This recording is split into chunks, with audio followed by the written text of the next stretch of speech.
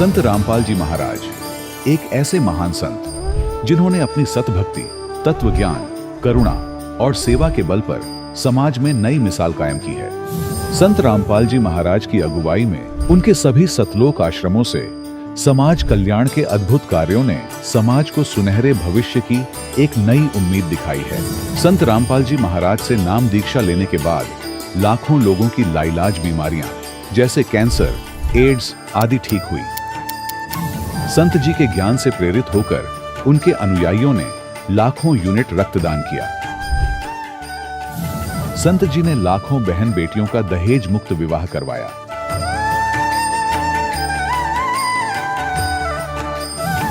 संत जी ने लाखों लोगों का नशा छुड़वाया, करोड़ों उजड़े परिवार बसे। संत जी के आश्रमों में समागम के दौरान निःशुल्क नेत्र चिकित्सा, दंत चिकित्सा प्रदान की जाती है। संत रामपाल जी महाराज द्वारा समय समय पर पर्यावरण संरक्षण के उद्देश्य से बड़े स्तर पर वृक्षारोपण किया जाता है। संत जी ने जरूरतमंदों को तत्काल राहत पहुंचाने के लिए एम्बुलेंस सेवा शुरू की। संत जी अपने अनुयायियों को देहदान के लिए प्रेरित करते हैं, जिससे मानवता की सेवा और चिकित्सा क्षेत्र में सुधार हो सके।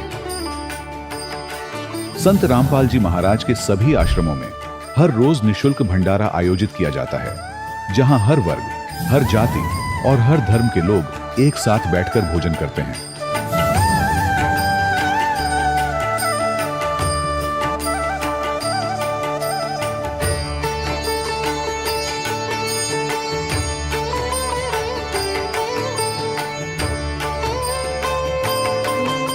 संत रामपाल जी महाराज की अन्नपूर्णा मुहिम ने गरीब और बेसहारा लोगों के जीवन में एक नई ऊर्जा और उम्मीद को जन्म दिया है। घर घर खाद्य सामग्री और जरूरी मदद पहुंचाकर संत रामपाल जी महाराज ने लोगों को दुख और मजबूरी से लड़ने की ताकत प्रदान की है।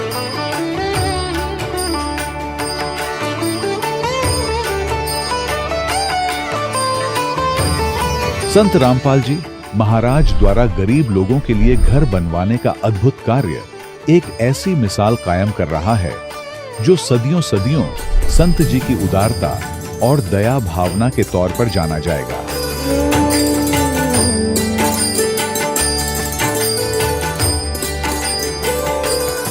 संत रामपाल जी महाराज के आश्रम में हजारों बुजुर्गों को सम्मान और प्यार के साथ जीवन जीने का अवसर मिलता है।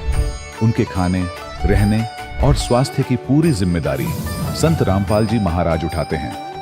अनाथ बच्चों के लिए संत रामपाल जी महाराज के सभी आश्रम किसी वरदान से कम नहीं। यहाँ उन्हें शिक्षा, संस्कार और भविष्य के लिए बेहतर अवसर प्रदान किए जाते हैं। चाहे बाढ़ हो, भूकंप या महामारी, संत रामपाल जी महाराज और उनके अनुयायी हमेशा ही जरूरतमंदों के लिए सबसे आगे खड़े रहते हैं। कोविड महामारी के दौरान संत रामपाल जी महाराज के आश्रमों से करोड़ों लोगों के लिए भोजन, दवाइयां और जीवन रक्षक सामग्रियां उपलब्ध कराई गई। चाहे गरीब की मदद हो या किसी शोषित और पीड़ित वर्ग के हक और सम्मान की लड़ाई, संत रामपाल जी महाराज ने हमेशा ही उनकी दबी आवाज को सरकारों तक पहुंचाया है और उन्हें उचित न्याय दिलवाने में अहम भूमिका अदा की है। समाज में आध्यात्मिक और सामाजिक मूल्यों के प्रति जागरूकता लाने में संत रामपाल जी महाराज हर कदम पर मानवता के सच्चे सेवक साबित हुए हैं। संत रामपाल जी महाराज का जीवन हमें सिखाता है कि सच्ची सेवा वही है जो निस्वार्थ भाव से की जाए। आइए हम भी इस महान सेवा के कार्य में इस महान संत से जुड़ें और संत रामपाल जी महाराज से नाम दीक्षा लेकर अपने जीवन को धन्य बनाएं।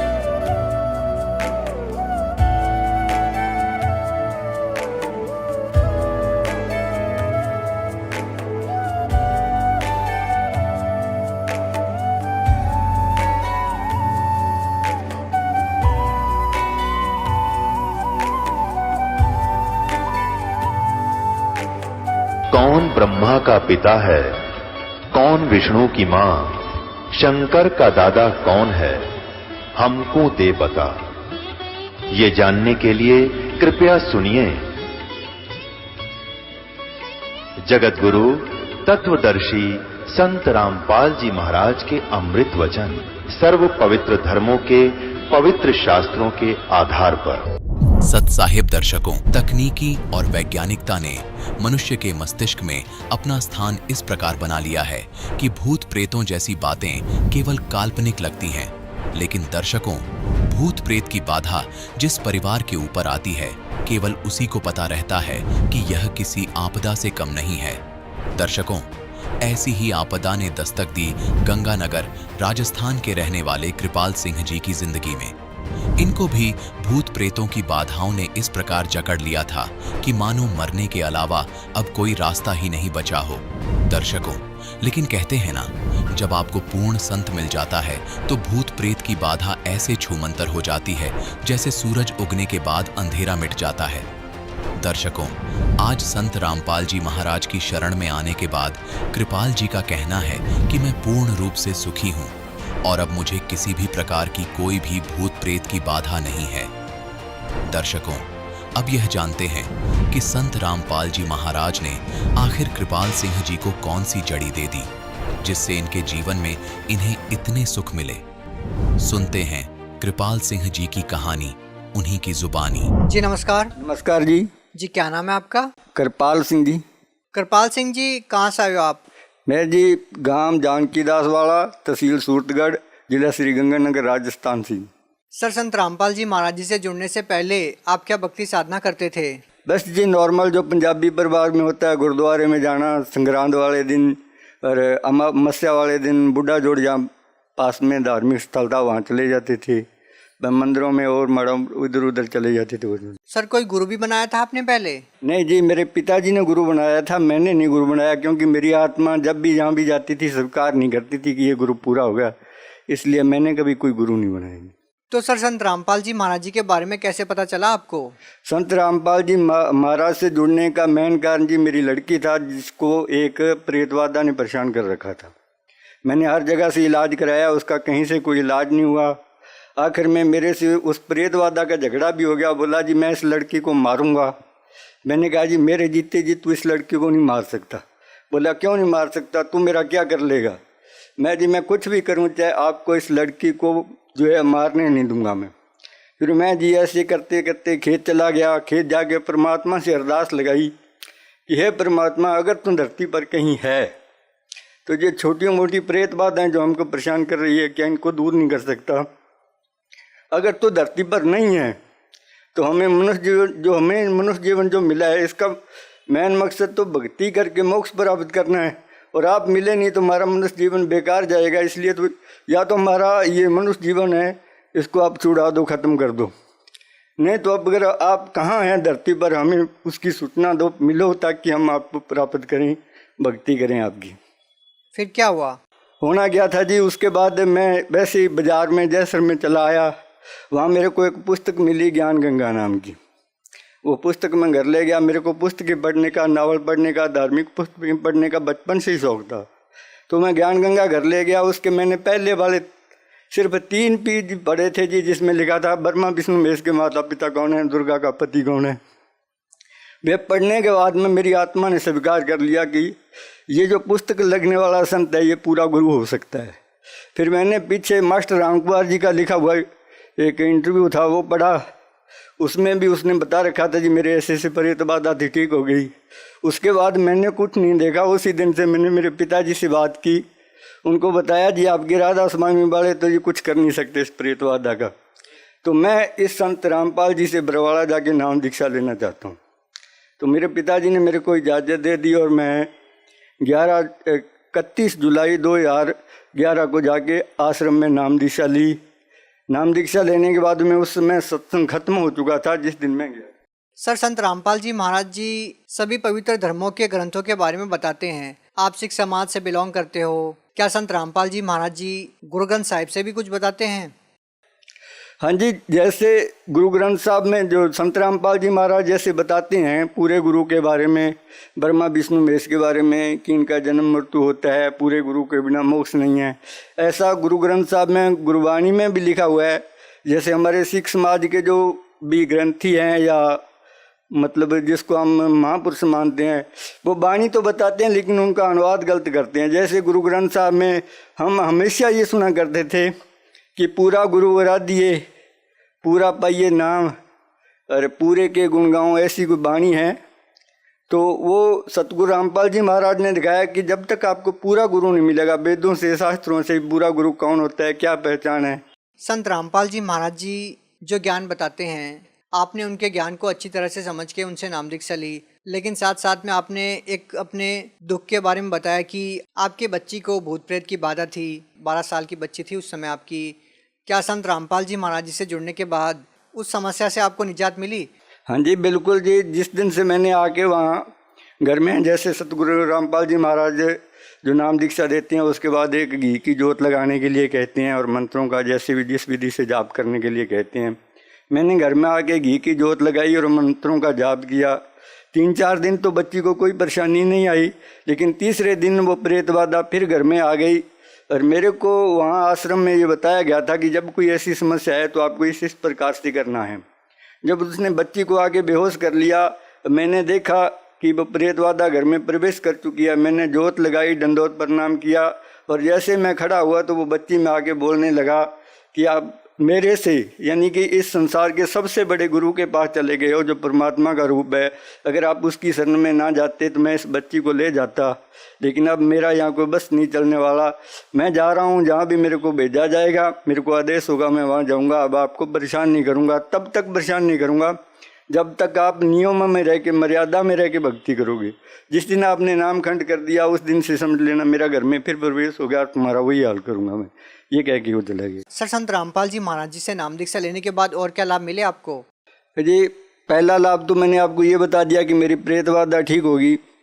दूसरा लाभ ये हुआ कि मैं संत रामपाल जी महाराज से उपदेश लेने से पहले अपने राजस्थान में कुलायत में एक धाम है, मैं वहाँ जाया करता था। वहाँ मैंने एक संत से पास गया, मैं उससे कोई मेरी अपनी समस्याओं के बारे में बताया। जैसे लड़की परेशान थी उसको बताया, जैसे ऐसे करके मेरे घर में समस्याएं हैं। तो उसने मुझे कोड वर्डों में पहले तो ये बताया जी 2.5 साल तक आपकी ये समस्या रहेगी, उसके बाद आपकी समस्या ख़त्म हो जाएगी। मैं कहा जी कैसे समस्या ख़त्म हो जाएगी? बोला जब आप इस संसार में ही नहीं रहोगे तो आपके पास कोई आपत्ति, कोई दिक्कत आएगी नहीं। उसका कहने का मतलब ये था कि आज से ठीक 2.5 साल बाद में आपका शरीर छूट जाने वाला है। तो सर जी क्या हुआ कि मेरे पास यहाँ 20 बीघा ज़मीन है और 4 बीघा ज़मीन अलग से है, उसमें मैंने एक ट्यूबवेल लगा रखा है। तो वो ट्यूबवेल में क्या है कि पानी भरने की समस्या थी, उसके पंखे के ऊपर तक पानी आ जाता था। तो मैंने किसी से सलाह की, उन्होंने बोला जी फिक्स पंखे के नीचे जो फिक्स वाल होता है ना, वो निकाल के उसमें सुराख निकाल के एक नट लगा दो। तो मैं क्या किया जी, पानी निकाल के उस फिक्स वाल को निकाल रहा था। कम से कम 20 फुट गहरा कुआं था। तो फिक्स वाल खोलने के लिए जैसे मैं कुएं के अंदर गया और मैंने उसको खोलने की कोशिश की तो ऊपर ईंटें पड़ी हुई थी। 5 ईंटें ऊपर से नीचे गिरी। एक ईंट कुएं के अंदर लकड़ी की सीढ़ी लगी हुई थी, सीढ़ी की लकड़ी के ऊपर लगी जो इतनी मोटी लकड़ी थी, उस लकड़ी को उसने तोड़ दिया। और 3 ईंट मेरे सिर के यहाँ बिल्कुल सिर के बीच में लगी। पहले एक ईंट लगी सीधी खड़ी हुई नुक्कर, उसकी शरीर में कम से कम 1.5 इंच वो ईंट बैठ गई। उसी के ऊपर दूसरी ईंट लगी और जो पहले ईंट लगी थी उसको चकनाचूर कर दिया उसने। मेरे को ऐसे महसूस हुआ जैसे मेरे सिर में कोई खराश वगैरह हुई हो। मेरे 2 भाई ऊपर खड़े हुए थे, बड़े वाला और छोटे वाला भी। उनको ये हो गया कि अब ये आदमी जो बीच में मेरा भाई है वो ख़त्म हो गया, इसके सिर में ईंट लगी, सिर फूट गया, ये बचने वाला नहीं है। तो मैंने क्या किया जी, जैसे मेरे को महसूस हुआ ना मेरे सिर के ऊपर कुछ गिरा है, मैं उसी टाइम वहाँ चाबी पाना छोड़ा और सीढ़ियों से ऊपर चढ़ के बाहर आ गया। बाहर आके देखा जी कुछ नहीं हुआ है। तो मैं फिर वापस चला गया। दो नट खोल दिए थे मैंने, 2 रह गए थे। 2 नट खोलने के बाद मैं वापस बाहर आया तो देखा, मैंने हाथ लगाया तो मेरा यहाँ हाथ खून से भरा हुआ था। मैंने सिर में हाथ लगा के देखा तो 1 इंच यानी 1.5 इंच आंगली मेरी सिर के अंदर चली गई थी। तब उस समय तो मेरे को ये नहीं लगा, भाई साहब भी बोले कि आप जाओ यार अल्ट्रासाउंड करवा लो। तो मैं वहाँ से कम गांव से 2 मरबा दूर था खेत मेरा। घर तक आते आते मेरे को प्रेरणा हो गई जी, मैंने संत रामपाल जी महाराज से नाम ले रखा है। आज मेरी मौत थी, 2.5 साल पूरे हो गए। जो उस पापिष्ट ने, उस संत ने बताए थे। आज मेरे को मरना था लेकिन मैं बच गया, रामपाल जी महाराज ने बचा लिया। भाई साहब बोले आप एक्सरा कराओ, अल्ट्रासाउंड कराओ। मैं जी मेरे को कुछ नहीं कराना है, मेरे सतगुरुदेव ने मेरे को बचा लिया। आज मेरी मौत थी, जब मेरे को सतगुरु ने बचा लिया है तो सिर भी वो ही ठीक करेंगे। उस समय मेरे दाढ़ी और केस नहीं रखे हुए थे जी, मैं बिल्कुल मुन्ना रहता था, दाढ़ी क्लीन शेड रखता था, छोटे छोटे बाल थे। डॉक्टर के पास, जो गांव में हम डॉक्टर होते हैं उनके पास गया, उससे कटिंग करवाई। उसे उन्होंने थोड़ा बहुत ट्रीटमेंट किया, जितना भी उन्होंने मना कर दिया। बोला जी मैं ज़्यादा तो कुछ कर नहीं सकता, टांके लगवाने पड़ेंगे, ये है वो है, तो आपको सूरतगढ़ जाना पड़ेगा। मैं कहा आप जितना कर सकते हो कर दो कि। उसके बाद क्या है, उन्होंने थोड़ी बहुत ट्यूब वगैरह लगा के ऊपर पट्टी रख दी, तो मैं कहीं नहीं गया जी। 7वें दिन मेरा वो जख्म भर गया, ऑटोमेटिक से ठीक हो गया मेरा। सर, आप संत रामपाल जी महाराज जी के बारे में भगत समाज को क्या संदेश देना चाहते हो? सर मैं संदेश तो नहीं दे सकता जी, कोई भी भक्त संदेश तो परमात्मा ही देते हैं। मैं तो सिर्फ प्रार्थना कर सकता हूँ कि सतगुरु रामपाल जी महाराज के अनेक चैनलों पे सत्संग आते हैं। उन सत्संगों के नीचे चैनल में पट्टी चलती है पीले रंग की, उसमें फ़ोन नंबर वगैरह होते हैं, तो आप उस फ़ोन नंबर पे संपर्क कीजिए। पहले ज्ञान समझिए, फिर ज्ञान समझने के बाद उन नंबरों पे संपर्क कीजिए, नाम दीक्षा लीजिए और अपना कल्याण कराइए। क्योंकि मनुष्य जीवन अपने को बार बार नहीं मिलता है, ये मौका है। और परमात्मा ने इसके बारे में लिख भी रखा है कि जो बिचली पीढ़ी आएगी तब मैं सबको पार करूँगा। और जिस समय इस पीरियड टाइम में जिसका भी जन्म है, उन मनुष्यों के पास जन्म मरण से छूटने का, 84 लाख दुनियों से बचने का पूरा चांस है। वो भक्ति करके पार हो सकते हैं अगर वो ज्ञान को समझें और दीक्षा ग्रहण करें। जी धन्यवाद। सत साहिब। दर्शकों, अभी आपने सुने संत रामपाल जी महाराज से दीक्षा प्राप्त करके सुखी हुए भक्त के अनुभव।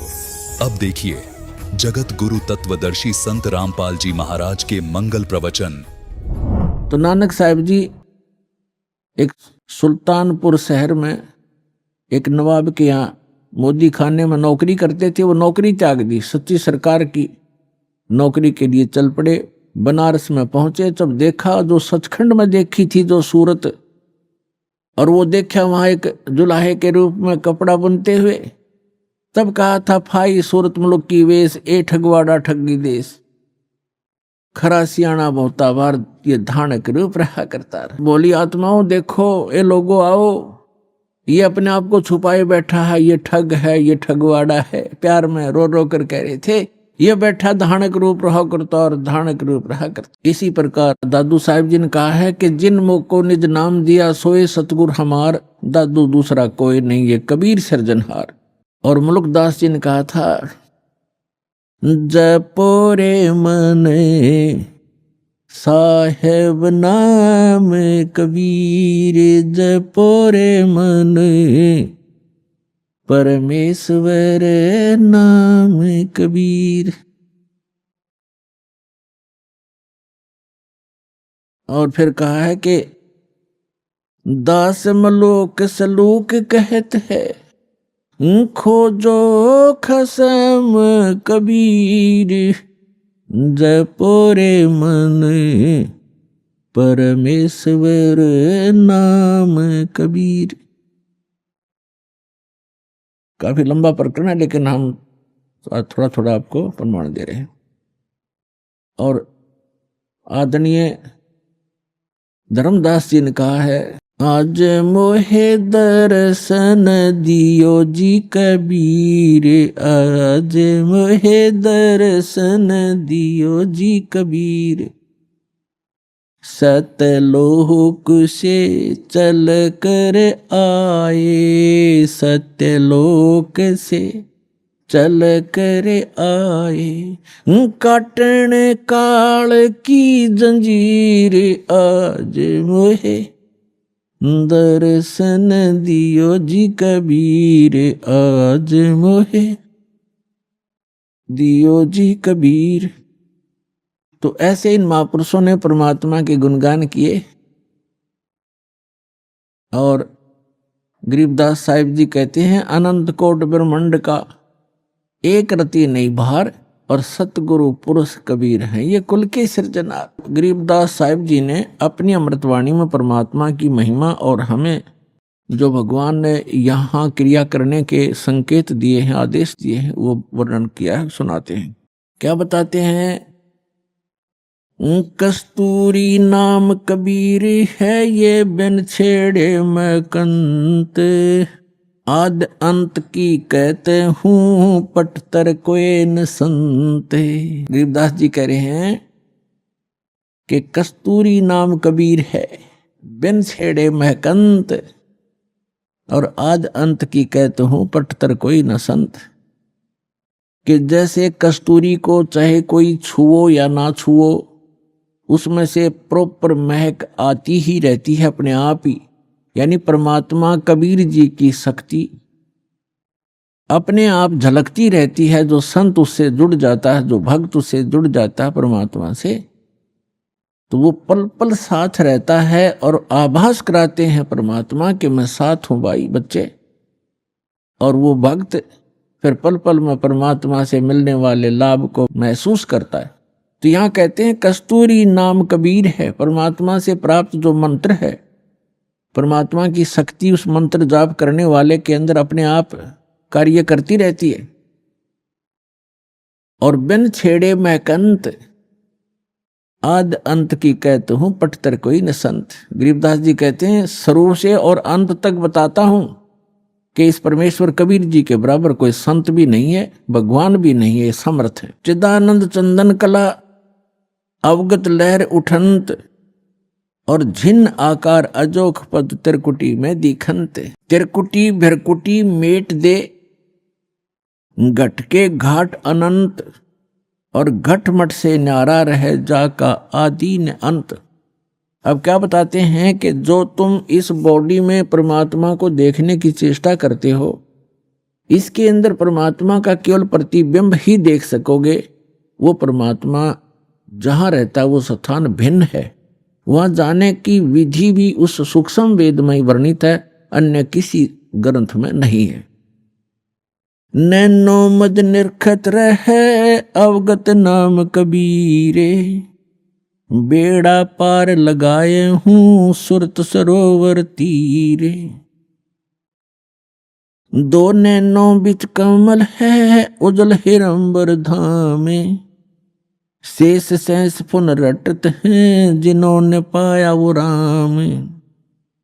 शेष 88 ना गए 2400 पर चोखे, 3300 पर तलब है कोई बकरा कोई भूखे।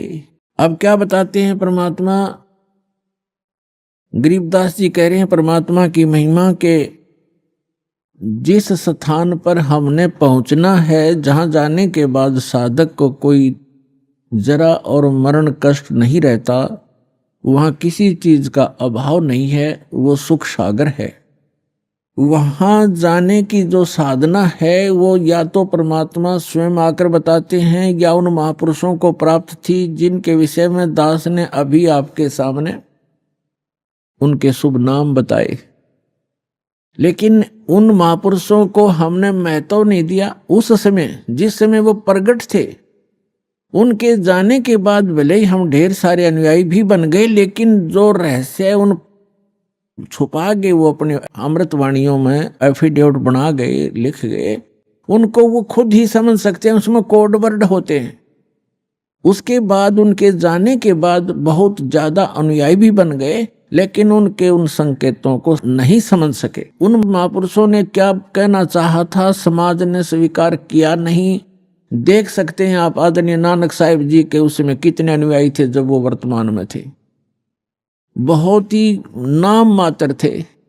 उनके जाने के बाद आप देख रहे थे करोड़ों की संख्या में सिख बन गए, शिष्य बन गए। उस समय कोई पूछने वाला ढंग से उनसे अर्ज करते तो वो रहस्य बता देते, लेकिन उस समय हम उनकी कीमत को समझ नहीं सके।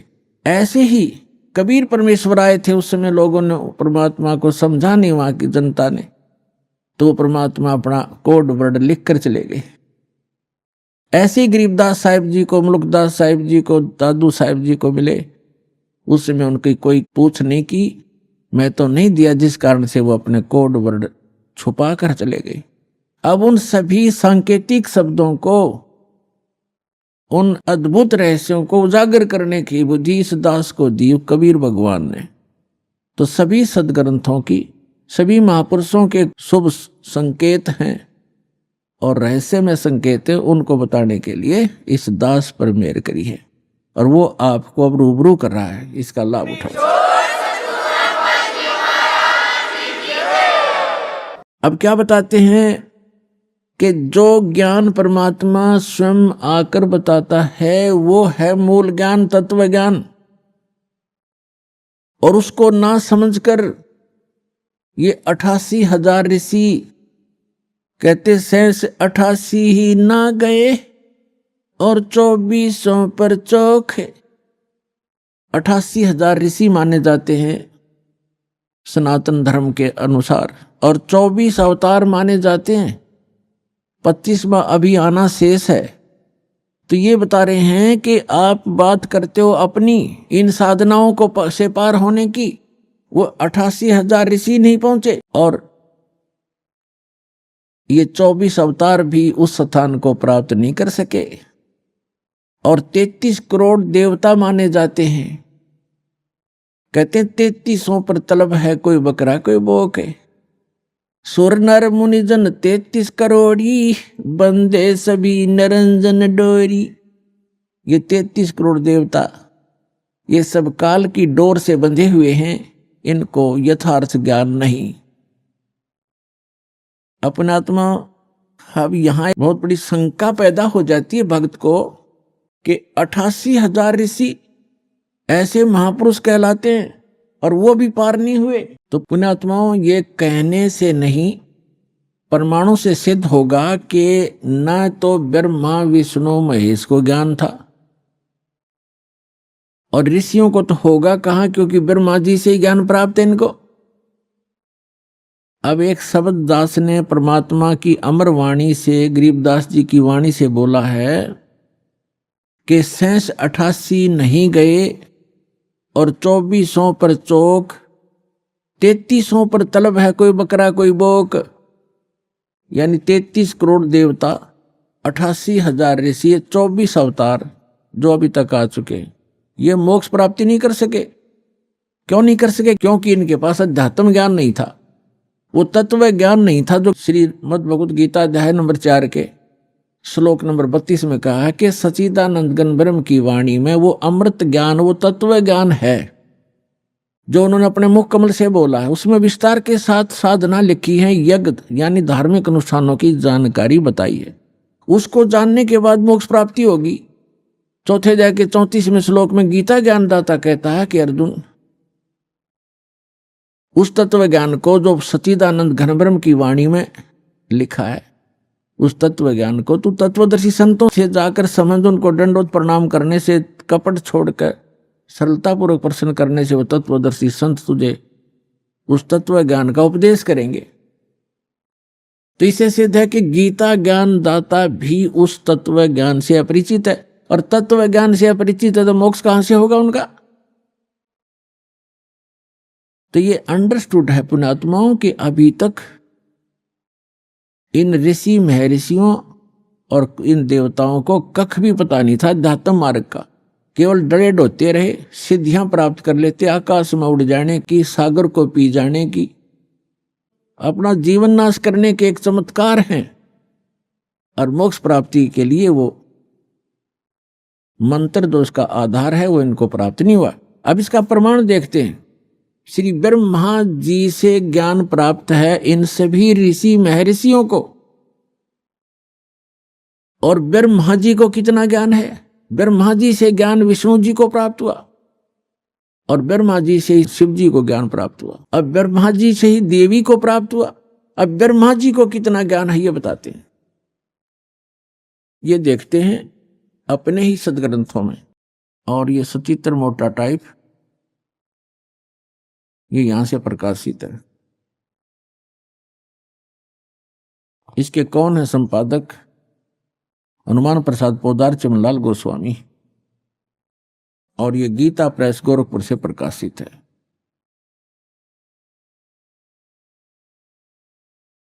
इसके आपको दिखाते हैं 28-29 पृष्ठ पे ये है पहला स्कंद,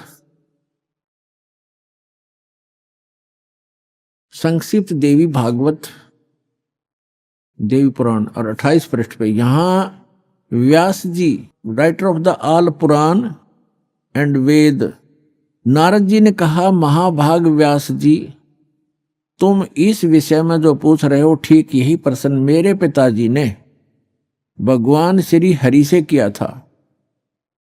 देवादिदेव भगवान जगत के स्वामी हैं, लक्ष्मी जी उनकी सेवा में उपस्थित रहती हैं, दिव्य कौस्तुभ मणि उनकी शोभा बढ़ाती है, वे शंख चक्र गदा लिए रहते हैं, पीतांबर धारण करते हैं, 4 भुजाएं हैं, वक्ष स्थल पर श्री वत्स का चिन्ह चमकता रहता है, वे चराचर जगत के आश्रय दाता है, जगत गुरु एवं देवताओं के भी देवता हैं। ऐसे जगत प्रभु भगवान श्री हरि यानी विष्णु जी महान तप कर रहे थे, उनकी समाधि लगी थी। यह देखकर मेरे पिता ब्रह्मा जी को बड़ा आश्चर्य हुआ। अतः उन्होंने उनसे जानने की इच्छा प्रकट की। ब्रह्मा जी ने पूछा, प्रभु आप देवताओं के अध्यक्ष, जगत के स्वामी, भूत भविष्य एवं वर्तमान के सभी जीवों के एकमात्र शासक हैं। भगवान, फिर आप क्यों तपस्या कर रहे हैं और किस देवता के आराधना में ध्यान मग्न है? मुझे असीम आश्चर्य तो ये हो रहा कि आप देवेश्वर एवं सारे संसार के शासक होते हुए भी समाधि लगाए बैठे हैं। ब्रह्मा जी के विनीत वचन सुनकर भगवान श्री हरि उनसे कहने लगे, ब्रह्मन सावधान होकर सुनो, मैं अपने मन का विचार व्यक्त करता हूं। देवता, दानव और मानव सब यही जानते हैं कि तुम सृष्टि करते हो, मैं पालन करता हूं, संकर संहार क्या करते हैं, किंतु फिर भी वेद के पारगामी पुरुष अपनी युक्ति से यह सिद्ध करते हैं कि रचने, पालने और संहार करने की यह योग्यता जो हमें मिली है, इसकी अधिष्ठात्री शक्ति देवी है। वे कहते हैं कि संसार की सृष्टि करने के लिए तुम में राजसी शक्ति का संचार हुआ है, मुझे सात्विक शक्ति मिली है और रुद्र में तामसी शक्ति का आविर्भाव हुआ है। उस शक्ति के अभाव से तुम इस संसार की सृष्टि नहीं कर सकते, मैं पालन करने में सफल नहीं हो सकता और रुद्र से भी संहार कार्य होना भी संभव नहीं। ब्रह्मा जी, हम सभी उस शक्ति के सहारे ही अपने कार्य में सदा सफल होते आए हैं। सुवर्त, प्रत्यक्ष और परोक्ष दोनों उदाहरण में तुम्हारे सामने रखता हूं, सुनो। यह निश्चित है कि उस शक्ति के अधीन होकर ही मैं शेष नाग की सैया पर सोता हूं और सृष्टि करने का अवसर आते ही जाग जाता हूं। मैं सदा तप करने में लगा रहता हूं, उस शक्ति के शासन से कभी मुक्त नहीं रह सकता। कभी अवसर मिला तो लक्ष्मी के साथ सुखपूर्वक समय बिताने का सौभाग्य प्राप्त होता है। मैं कभी तो दानों के साथ युद्ध करता हूं, अखिल जगत को भय पहुंचाने वाले दैत्यों के विकराल शरीरों को शांत करना मेरा परम कर्तव्य हो जाता है। फिर यहां बताया है, मुझे सब प्रकार से शक्ति के यानी दुर्गा के अधीन होकर रहना पड़ता है। उन्हीं भगवती शक्ति का यानी दुर्गा जी का मैं निरंतर ध्यान किया करता हूं, मैं उसी की भक्ति करता हूं, साधना करता हूं। ब्रह्मा जी, मेरी जानकारी में, मेरे स्पिरिचुअल नॉलेज में इन भगवती शक्ति से यानी दुर्गा जी से बढ़कर दूसरा कोई देवता नहीं, भगवान नहीं। अपने आत्मा श्री ब्रह्मा जी, श्री विष्णु जी, नारद और व्यास जी के ज्ञान के सतर का अपना पता लग गया कि ब्रह्मा जी तो श्री विष्णु जी को सर्वेश्वर, सब जगत का रचनहार, सबका पालनहार बता रहा है, और विष्णु जी कह रहे हैं मैं तो दुर्गा से ऊपर कोई भगवान नहीं मानता, दुर्गा ही सब कुछ है और मैं उससे ऊपर किसी भगवान से, किसी देव से परिचित नहीं हूं, उससे ऊपर कोई शक्ति ही नहीं है। आ गया सत्र श्री विष्णु जी के ज्ञान का, और इन्हीं से ज्ञान प्राप्त है श्री शंकर जी को। अपने आत्मा श्री देवी जी कैसा ज्ञान रखती हैं, उनके पास ले चलते हैं आपको। ये देखिएगा 562 पृष्ठ पर 7वां स्कंद, इसी पवित्र पुराण का 7वां स्कंद, संक्षिप्त देवी भागवत 562 पृष्ठ पे। देवी का द्वारा हिमालय को ज्ञानोपदेश, देवी जी हिमालय राजा को ज्ञान बता रही है और ब्रह्म के विषय में जानकारी दे रही है, ब्रह्म स्वरूप का वर्णन। श्री देवी जी कहने लगी, पर्वतराज, पहले तो अपने विषय में बताया, फिर कहा है उस ब्रह्म का क्या स्वरूप है यह बतलाया जाता है, जो प्रकाश स्वरूप सबके अत्यंत समीप में स्थित हृदय रूप गुहा में स्थित होने के कारण गुहाचर नाम से प्रसिद्ध और महान पद अर्थात परम प्राप्य है। वह समस्त प्रजा के ज्ञान से परे है, अर्थात किसी की बुद्धि में आने वाला नहीं है, यह तुम जानो।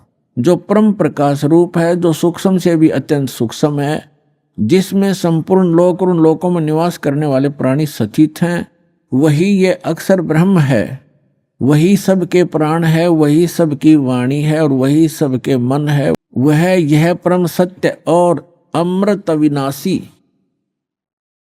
तत्व है। सौम्य उस वेदने योग्य लक्ष्य का तुम वेदन करो, मन लगाकर उसमें तन्मय हो जाओ।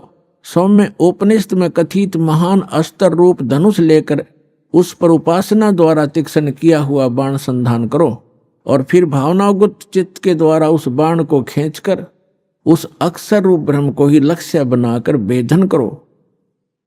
प्रणव यानी ओम तो धनुष है, जीवात्मा बाण है और ब्रह्म को उसका लक्ष्य कहा जाता है। अब श्री देवी कह रही है कि एक ओम नाम का जाप करो, ब्रह्म पाने का उद्देश्य रखो, दैट्स ऑल। जीवात्मा तो साधना करे और ओम का जाप करे, ब्रह्म प्राप्ति का उद्देश्य रखे। आगे देखो स्पष्ट किया है, लक्ष्य कहा जाता है। उस एकमात्र परमात्मा को ही जाने यानी ब्रह्म की ही भक्ति करें, देवी जी कह रही है, दूसरी सब बातों को छोड़ दे। दुर्गा जी, देवी जी अपनी साधना को भी करने से मना कर रही है, केवल ब्रह्म की पूजा करो। और विष्णु जी कह रहे हैं कि मैं देवी जी दुर्गा से ऊपर कोई शक्ति नहीं मानता, कोई भगवान नहीं है, मुझे ज्ञान ही नहीं है। तो ये पार खाक होंगे जिनको हम एक समर्थ शक्ति और भगवान मान के पूजा करते थे, वो खुद कहते हैं दुर्गा से ऊपर कोई भगवान नहीं जानता, इससे ऊपर कोई शक्ति नहीं। और दुर्गा कह रही है कि ब्रह्म की पूजा करो और सब बातें छोड़ दो, मेरी पूजा भी छोड़ दो। तो क्या ज्ञान था विष्णु जी को और क्या ज्ञान था ब्रह्मा जी को? और शंकर जी भी उन्हीं से ज्ञान प्राप्त है। तो इनसे पता चलेगा, जो दास शब्द बोल रहा है और इस परमात्मा ने अपनी वाणी में लिखा है कि 88 नहीं गए और 2400 पर चौक और 3300 पर तलब है, कोई बकरा कोई बोक है। सुर नर मुनिजन 33 करोड़ी, सुर 33 करोड़ देवता, ये काल के बंधे हुए हैं, इनको ऊपर का ज्ञान नहीं है। यही इसी की सत्य असत साधना जो इनके सत्र की उसको कर करके अपना जीवन यही व्यतीत कर रहे हैं। अब दुर्गा जी क्या बता रही है? उस एकमात्र परमात्मा को ही जाने, दूसरी सब बातों को छोड़ दे, यही अमृत रूप परमात्मा के पास पहुंचाने वाला पुल है। संसार समुद्र से पार होकर अमृत स्वरूप परमात्मा को प्राप्त कराने का यही सुलभ साधन है। जिस प्रकार रथ यहाँ आते हैं, इस आत्मा का ओम के जप के साथ ध्यान करो ब्रह्म का, और इससे अज्ञान में अंधकार से सर्वथा परे और संसार समुद्र से उस पार जो ब्रह्म है उसको पा जाओगे। ओम का जाप करो, ब्रह्म पाने का उद्देश्य रखो, उस ब्रह्म को पा जाओगे, तुम्हारा कल्याण हो। और वो कहाँ रहता ब्रह्म? वह यह सबका आत्मा ब्रह्म लोक रूप दिव्य आकाश में स्थित है। अब देवी ने, दुर्गा जी ने ये स्पष्ट कर दिया है कि मेरी भक्ति भी छोड़ दो, केवल एक ब्रह्म की पूजा करो, ओम नाम जाप, उसका नथिंग एल्स। और वो कहाँ रहता है? ब्रह्मलोक में। बस देवी जी ने जो साधना बताई है वो अपने से भी अन्य भगवान बताया है ब्रह्म, उसका केवल एक ओम मंत्र बताया है। ओम मंत्र के जाप से कहाँ जाएगा प्राणी? ब्रह्मलोक में चले जाओगे, तुम्हारा कल्याण हो। इतना कल्याण हो सकता है ओम से। अब गीता ज्ञान दाता ये ब्रह्म है। गीता अध्याय नंबर 8 के श्लोक नंबर 13 में गीता ज्ञान दाता कहता है, ओम इति एकाक्षरम ब्रह्म व्यवहारण मामनुसमरण ये प्रयाति तजंदे हम सयाति परमाम गतिम। माम ब्रह्म, ये अनुवाद करता हूं ना, थोड़ी गलती कर रखी है इसमें। मुझ ब्रह्म का केवल एक ओम मंत्र है। आपको दिखाते हैं श्रीमद् भगवत गीता, देखिएगा। ये जयदयाल गोविंद का इसके अनुवादक हैं और गीता प्रेस गुरुपुर से ये प्रकाशित है। गीता अध्याय नंबर 8 के श्लोक नंबर 13 में आपको दिखाते हैं। श्रीमद् भगवत गीता अध्याय 8 और श्लोक नंबर 13 में। इसमें हम संस्कृत भी पढ़ेंगे। ओम इति एकाक्षरम ब्रह्म व्यवहारण माम अनुस्मरण ये प्रयाति तजंदेहम सयाति परमाम गतिम। ये क्या कहता है? माम ब्रह्म, मुझ ब्रह्म का केवल एक ओम अक्षर है। ओम यह एक अक्षर है, नथिंग एल्स। ये प्रयाति तजंदेहम, जो शरीर त्याग कर जाता है ओम नाम का सिमरण करता हुआ, सयाति परमाम गतिम, वह ओम से मिलने वाली परम गति को प्राप्त होता है। ये श्री देवी जी ने देवी पुराण में स्पष्ट कर दिया है। ओम नाम का जाप करने वाला ब्रह्म की साधना करता है, ब्रह्म को प्राप्त होता है, वो ब्रह्म लोक में रहता है। अब श्रीमद् भगवद गीता अध्याय नंबर 8 के श्लोक नंबर 16 में कहा है कि ब्रह्म लोक में गए हुए साधक भी फिर लौटकर पुनरावर्ती में आते हैं, उनकी जन्म मृत्यु होती है, वो मोक्ष प्राप्त नहीं कर सकते, पूर्ण मोक्ष प्राप्ति नहीं कर सकते। देखिएगा श्रीमद् भगवद गीता अध्याय नंबर 8 के और श्लोक नंबर 16 में, हे अर्जुन, ब्रह्मलोक पर्यंत सब लोग पुनरावर्ती में हैं। यहां देखना, इन स्टार लगा रखे है, इस पे स्टार यहां है। अर्थात जिनको प्राप्त होकर यानी ब्रह्मलोक में जाकर पीछे संसार में आना पड़े, ऐसे पुनरावर्ती कही गई है। ब्रह्मलोक पर्यंत यानी ब्रह्मलोक तक जितने भी लोक हैं, उनमें गए हुए प्राणी वहां जाकर वापस आते हैं। और ये सिद्ध होगा। अब यहां थोड़ा सा ये अज्ञानी विचलित कर देंगे आपको कि इसमें ये लिखा आगे कि मुझे प्राप्त होकर पुनर्जन्म नहीं होता, गीता ज्ञानदाता कहता है। यहां ये अनुवाद गलत किया इन्होंने, देखिएगा, क्योंकि ये कंसेप्ट क्लियर करना पड़ेगा। अब 8 का गीता अध्याय नंबर 8 का श्लोक 16 पढ़ रहे हैं हम। हे अर्जुन, ब्रह्मलोक पर्यंत सब लोग पुनरावर्ती में हैं। पुनरावर्ती माने वहां जिनको प्राप्त होकर पीछे संसार में आना पड़े, ऐसे लोग हैं ये। परंतु यहां लिखा, परंतु हे कुंती पुत्र, मुझको प्राप्त होकर पुनर्जन्म नहीं होता। अब यहां अनुवाद गलत किया है, विद्यते का अर्थ लिख दिया होता। विद माने एक, देखो विद्यता एक विद धातु से बना है, तो विद माने जानना होता है। न विद्यते माने जो ये नहीं जानते कि ब्रह्मलोक में गए हुए प्राणी भी पुनरावर्ती में होते हैं, वो मुझे प्राप्त होकर भी पुनर्जन्म को प्राप्त करते रहते हैं। अर्जुन, इसका अर्थ ये बनता, इन्होंने गलत कर रखा है। इसका अर्थ ये बनता है जो ये नहीं जानते कि ब्रह्मलोक में गए हुए प्राणी भी पुनरावर्ती में है, वहां गए हुए भी उनका पुनर्जन्म होता ही है, तो वो मुझे प्राप्त होकर भी, मेरी साधना करके भी वो पुनरावर्ती में ही हैं, उनका पुनर्जन्म है। अर्जुन, जो ये नहीं जानते, ये देखो फिर आप समझ में आएगा आपको। ये लिखा है आ ब्रह्म भुवनाथ लोका पुनरावर्ती ने अर्जुन। यह कहता है कि माम उपेते तु कौनते पुनर्जन्म, मुझे प्राप्त होकर पुनर्जन्म है। न विदते माने जो ये नहीं जानते कि आ ब्रह्म भुवनाथ लोका पुनरावर्ती ने अर्जुन माम उपेते तु कुंते पुनर्जन्म, मुझे प्राप्त होकर तो अर्जुन पुनर्जन्म ही होता है। जो ये नहीं जानते, उन साधकों का भी पुनर्जन्म होता है जो ये नहीं जानते कि ब्रह्मलोक में गए हुए प्राणी पुनर्जन्म में आते हैं, मुझे प्राप्त होकर भी वो पुनर्जन्म ही प्राप्त करते हैं। इसका ये अर्थ है सीधा सा। यदि ये इनका अर्थ माने कि मुझे प्राप्त होकर पुनर्जन्म नहीं होता, ये खुद कहता गीता ज्ञानदाता अध्याय नंबर 4 के श्लोक नंबर 5 और 9 में। देखिएगा श्रीमद् भगवद गीता अध्याय नंबर आपको ये 4 है इसका मंत्र नंबर 5 यहाँ से प्रारंभ होता है और इसका यहाँ अनुवाद है। हे परंतम अर्जुन, मेरे और तेरे बहुत से जन्म हो चुके हैं। गीता ज्ञानदाता कहता है कि हे परंतम अर्जुन, मेरे और तेरे बहुत जन्म हो चुके हैं, उन सबको तू नहीं जानता, मैं जानता हूं। और यहां देखो 9 में, अध्याय 4 के मंत्र 9 में कहा है कि अर्जुन, मेरे जन्म और कर्म दिव्य हैं, अलौकिक हैं। यानी जन्म और मृत्यु तो होता ही है गीता ज्ञानदाता का। अभी आपने सुने संत रामपाल जी महाराज के मंगल प्रवचन। आइए अब सुनते हैं संत रामपाल जी महाराज से नाम दीक्षा लेकर सतभक्ति करके अद्भुत लाभ प्राप्त करने वाले अनुयायी के विचार। दर्शकों, नशा एक ऐसी लत है जो व्यक्ति को अपने जाल में इस प्रकार जकड़ लेता है कि व्यक्ति चाहकर भी इस जाल से नहीं निकल पाता। इसी जाल में फंसे थे हरियाणा के अंबाला जिले के रहने वाले ऋषिपाल जी, जो सभी प्रकार का नशा करते थे। नशे की वजह से इनके घर में गृह क्लेश की समस्या बनी हुई थी।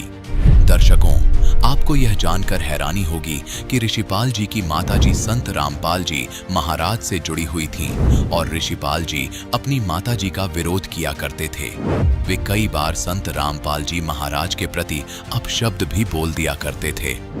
लेकिन आज यह बात अपने आप में ही आश्चर्यजनक है कि ज्ञान गंगा पुस्तक के कुछ पन्ने पढ़ने मात्र से ही ऋषिपाल जी का नशा पूर्ण रूप से छूट गया और ये संत रामपाल जी महाराज की शरण में आ गए। दर्शकों, यह जानना रोचक है कि जो व्यक्ति कभी संत रामपाल जी महाराज के विषय में अपशब्द बोलता था, वह आज उनके विचारों को अपनाकर भक्ति मार्ग पर चल पड़ा। आखिर संत रामपाल जी महाराज के कौन से विचारों ने ऋषिपाल जी को प्रभावित किया और इन्हें संत रामपाल जी महाराज की शरण में आने के लिए प्रेरित किया? आइए सुनते हैं ऋषिपाल जी की कहानी उन्हीं की जुबानी। नमस्कार सर। नमस्कार जी।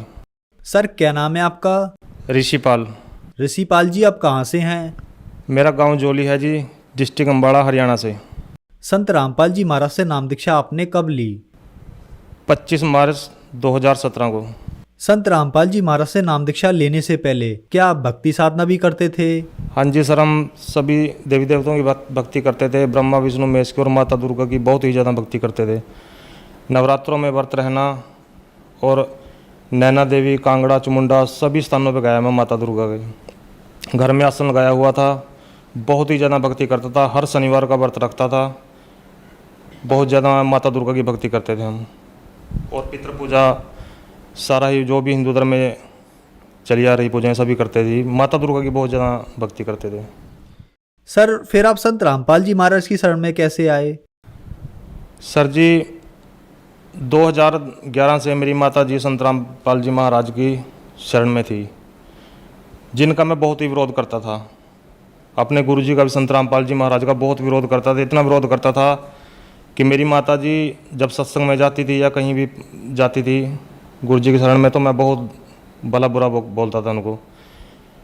और मैं इतना तंग था, इतना नशा बहुत ज़्यादा करता था जी मैं। मेरी माता जी मेरे को बहुत समझाती थी कि बेटा तू छोड़ दे इसको और परमात्मा की शरण में आ जा, संत रामपाल जी महाराज की शरण में आ जा। लेकिन मैंने उनकी कभी नहीं मानी। मैं उनको गालियाँ भी देता था, पर वो मेरे को यही बात कहती है कि तेरे को बेटे पता नहीं, जब तेरे को पता लगेगा तो बहुत रोएगा। सर जी, मैं इतना नशा करता था, कोई भी नशा ऐसा नहीं होगा जो मैं क्या नहीं करता था। बीड़ी से लेकर के बीड़ी, तंबाकू, गुटखा, शराब, बुक्की, सुल्फा, गांजा, शराब, सब चीज़ का नशा करता था मैं। गोली, कैप्सूल, सूखा नशा भी मैं इतना करता था सर जी। एक नशा करके मेरे को रात को नींद नहीं आती थी। मैं 3-3 नशों का डोज लेता था। पहले शराब पीता था, उसके बाद गांजा पीता था, फिर भी अगर कोई कमी रहती थी फिर गोली कैप्सूल खाता था। हमारे घर में सर जी था ऐसा, मैं ऐसी बात नहीं मेरे को नशे का शौक़ था सर जी, मजबूरन नशा करता था मैं। मेरे पिताजी इसी नशे से ग्रस्त होकर वो भी चले गए, वो मर गए जी। वो भी ऐसे, वो भी बहुत नशा करते थे। क्योंकि हमारे घर में सर जी प्रेत बाधा थी। प्रेत बाधा ऐसी थी सर जी, जब मैं थोड़ा सोदी में होता था तो मैं अपने बच्चों की तरफ देख के रोया करता था। छोटे छोटे मेरे बच्चे थे सर जी, मेरे पास 2 लड़कियां हैं, 1 लड़का है। तो मैं रोया करता था। मैं सोचता था कि अब इनका क्या बनेगा।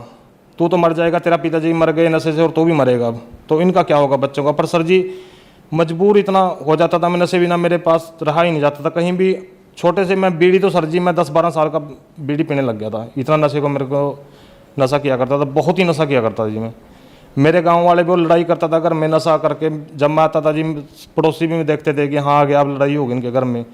हर रोज़ लड़ाई हुआ करती थी। हमारा घर वो कहते हैं जैसे भूत बंगला हमारा घर था जी। प्रेत बाधा थी हमारे घर में, बहुत ही तंग थे जी, बहुत ज़्यादा दिक्कत थी हमारे घर में जी। मेरी माता जी मेरे को बहुत समझाया करती थी, बेटे तू नाम ले ले संत रामपाल जी का, पर मैं उनको भी भला बुरा कहता था जी और कभी उनकी नहीं सुनी।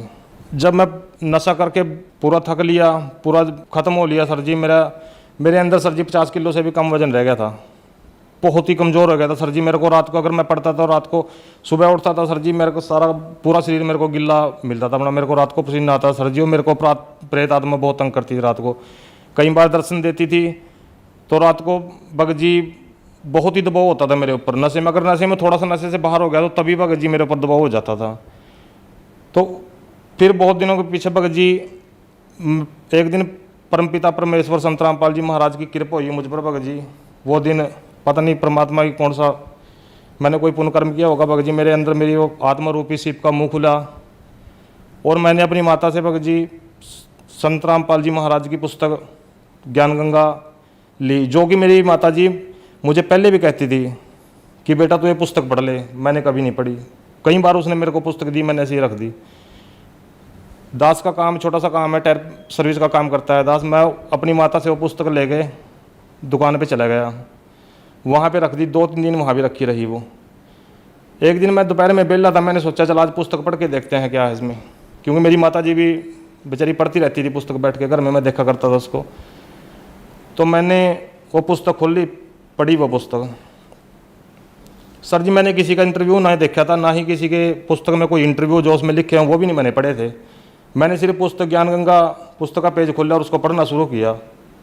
4-5 पेज ही मैंने पढ़े सर जी मेरी दुकान में कोई भी स्थान ऐसा था जहाँ बीड़ी का बंडल और माचिस ना मिला थी। मेरे मुंह में सारी 24 घंटे बीड़ी लगी रहा थी जी।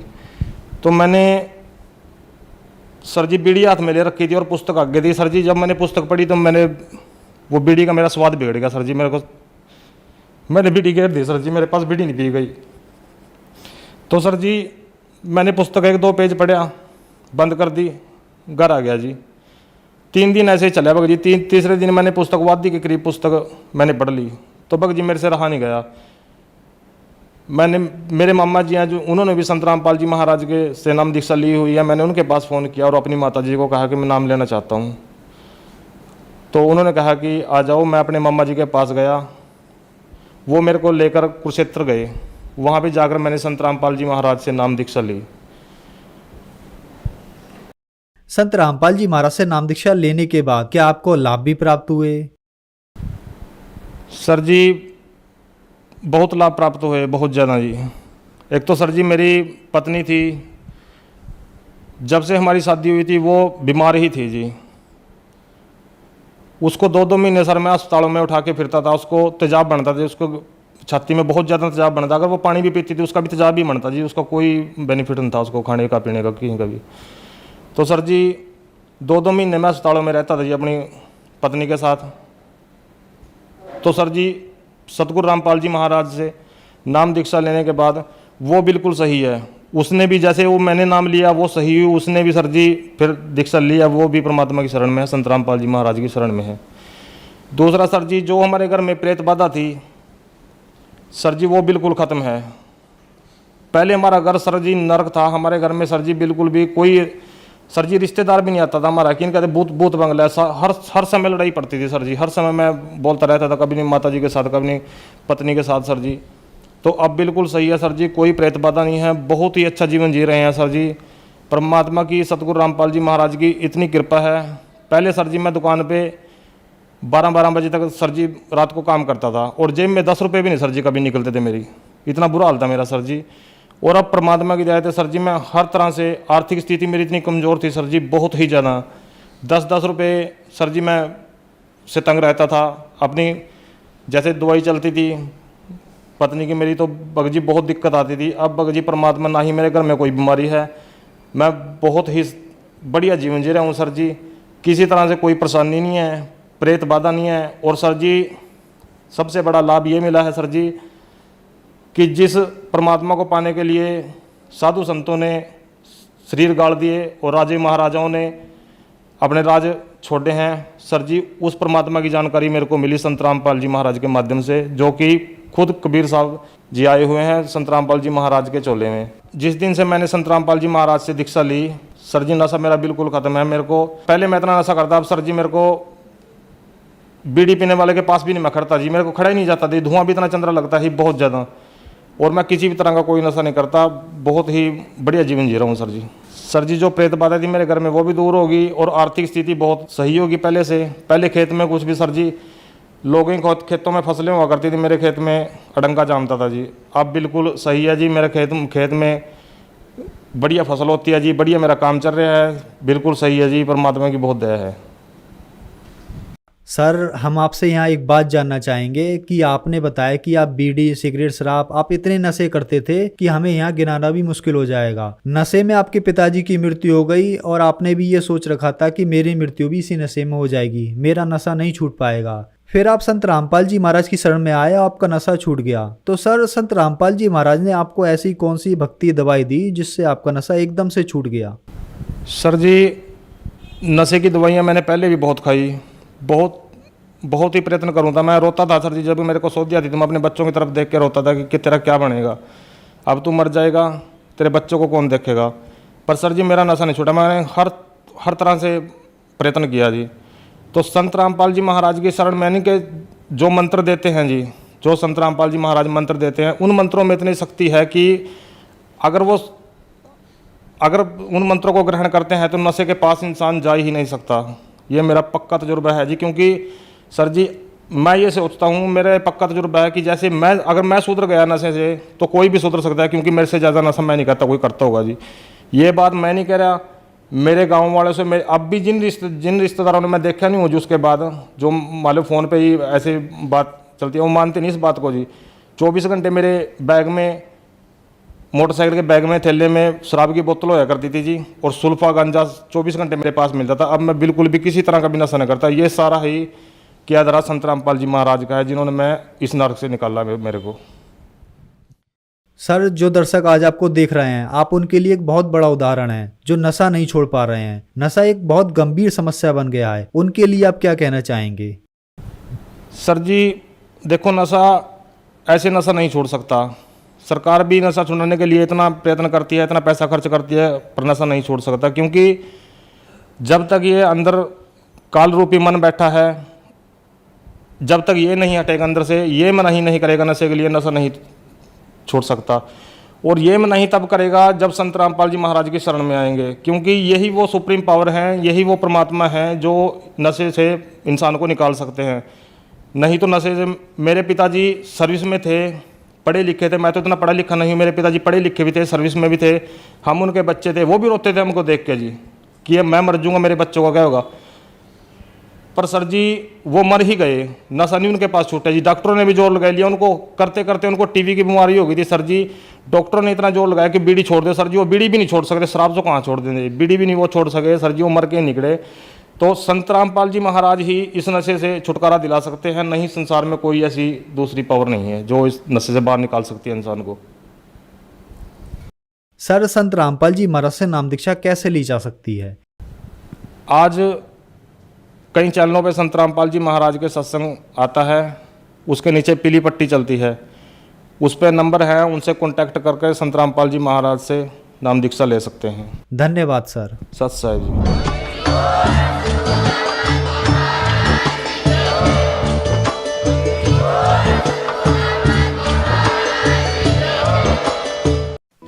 आप सुन रहे थे जगत गुरु तत्वदर्शी संत रामपाल जी महाराज के मंगल प्रवचन। अधिक जानकारी के लिए संपर्क करें।